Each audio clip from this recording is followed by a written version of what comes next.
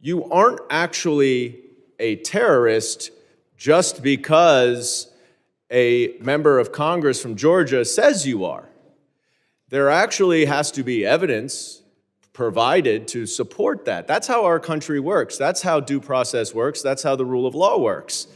Is the president doesn't get to determine that someone is or is not a terrorist.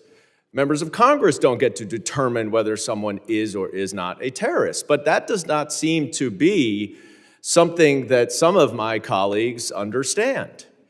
And so we're a little off topic, but I did feel I need to address my colleague from Georgia's comments about all of the alleged terrorists who are there are those who are supporting them to stay in. Nobody is supporting any member of a foreign gang to stay in here. We would just like to make sure that people are adjudicated and determined to be a member of a foreign gang by someone other than the President of the United States or a member of Congress. And I yield back. The gentleman yields. I now recognize Mr. Guest for 5 minutes. Thank you, Mr. Chairman. Mr. Chairman, at this time, I would like to yield as much of my time as she may consume to Ms. Greene.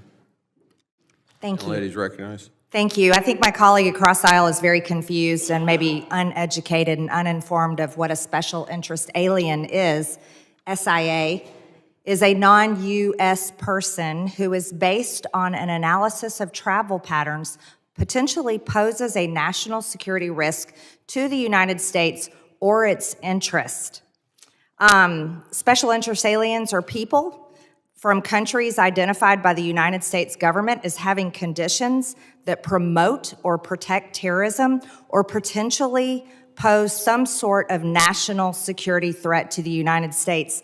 It's hard for me to fathom that anyone on this committee would be opposed to simply reporting the number of special interest aliens that Homeland, that our great men and women that served as Border Patrol agents, that any of our police, any of our ICE agents happen to detain, and it's just the number. We're just telling the American people how many. That's it. Would the gentlelady yield for a question? No, I will not yield. The Department of Homeland Security officials have publicly posted information about special interest aliens in the past, including the current Border Patrol chief and his predecessor. Custom and Border Protection already published similar numbers on its public site. For example, the terrorist screening data set. And just to go further, and this is always an interesting dynamic to me. On our side of the aisle, we trust the American people, and we believe they deserve transparency.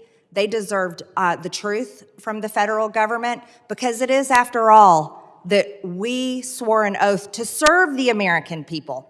And the American people are the taxpayers that pay all of our paychecks. They pay for this building. They fund this government, even though the government has plunged them into $36 trillion in debt and opened up the borders for the past 4 years and allowed it to be flooded with illegal aliens. And then the Biden administration gave them Social Security numbers.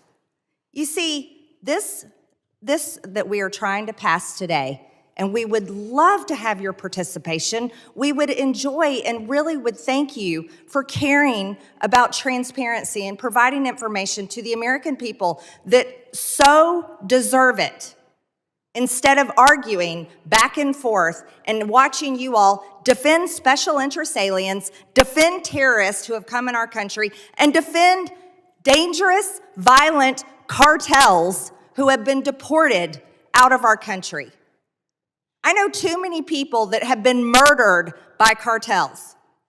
I know too many people, and I know their families, and have watched them mourn because they have a family member that was killed by illegal alien crimes or murdered by an illegal alien or a cartel member.